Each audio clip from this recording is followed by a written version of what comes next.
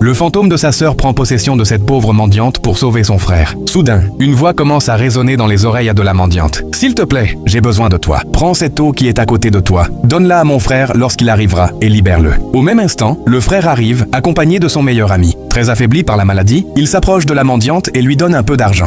La mendiante le remercie, se lève aussitôt et lui dit « Attends, je veux t'aider. » Surpris par ces paroles, le meilleur ami se retourne vers elle et lui demande « Et toi, qui es-tu? Es-tu folle ou as-tu perdu la tête ?» La mendiante lui tend alors l'eau en disant « Prends cette eau et bois-la. » Furieux, le meilleur ami repousse sa main et dit « Étire-moi cette eau !» Puis il se tourne vers son ami et lui dit « Allons-nous-en d'ici. » Ensuite, il avertit la mendiante « Que ce soit la dernière fois que j'entends de telles paroles sortir de ta bouche. Sinon, tu verras de quoi je suis capable. » Au moment où il s'apprêtait à partir, la mendiante appelle le frère par son propre nom. Étonné, celui-ci lui demande « C'est bien mon nom que tu viens d'appeler ?» Mais son ami intervient aussitôt. « Calme-toi. » Puis il dit à la mendiante « Je connais des gens comme toi. Respecte-toi. Elle a sûrement entendu quelqu'un t'appeler par ton nom. Tu es populaire dans ce pays et elle passe ses journées à mendier dans les rues. Laisse-le tranquille et respecte-toi. » Le frère demande alors à la mendiante « Comment connais-tu mon nom ?» Mais elle lui répond simplement « Prends cette eau, bois-la et tu seras guéri. » Furieux, le meilleur ami repousse violemment sa main en criant « Quelle eau ?» Au même instant, le frère lui dit « Jeune dame, écoute-moi.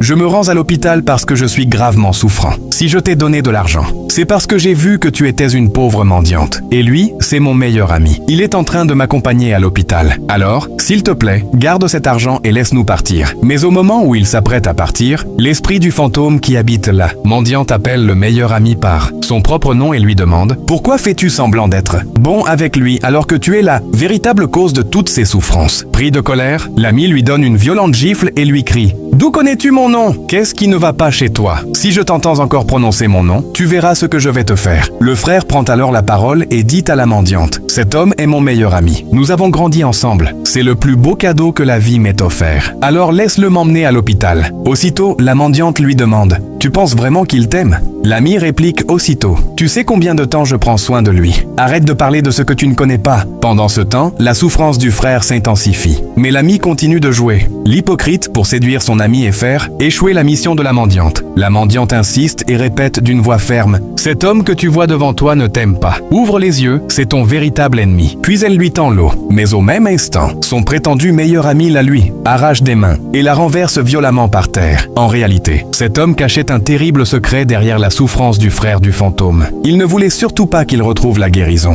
car sa maladie servait ses propres intérêts. La mendiante lui demande « Pourquoi es-tu si méchant ?» Son ami intervient aussitôt et dit au frère « Allons-y, n'as-tu pas un rendez-vous avec le médecin ?» Le frère se tourne alors vers la mendiante et lui répond « Cette eau ne peut pas résoudre mon problème. J'ai fait tous les hôpitaux, consulté des herboristes et même voyagé à l'étranger, dans l'espoir de trouver un traitement. Mais tous mes efforts ont été vains. Jeune dame, s'il te plaît, laisse-moi partir. C'est peut-être ma dernière chance de trouver une solution à ma souffrance. » L'ami est soulagé et heureux de voir le frère refuser l'eau de la mendiante. Soudain, la mendiante les regarde et déclare « C'est ton ami qui est à l'origine de ta maladie. Il sait exactement ce qui t'arrive. » En entendant ces paroles, l'ami, paniqué parce que son secret venait d'être dévoilé, lui donne une nouvelle gifle. Malgré cela, la mendiante reste calme et continue de tendre l'eau au frère du fantôme. Troublé, celui-ci demande à son ami « Est-ce qu'elle dit la vérité ?» L'ami se met aussitôt en colère, mais ce n'est qu'une colère pleine d'hypocrisie pour détourner les soupçons. Le frère tombe une fois de plus dans son piège. La mendiante reprend alors la parole. « Tu te souviens du gros contrat que tu avais obtenu et dont tu lui avais parlé ?»« Oui. Et après ?» demande l'ami d'un air inquiet. La mendiante poursuit. « Il était jaloux de ce contrat. C'est pour cela qu'il a décidé de t'éliminer. Il savait que si tu étais écarté, il pourrait récupérer cette opportunité à ta place. Très chers abonnés, à votre place, auriez-vous continué à faire confiance à ce meilleur ami après ces révélations?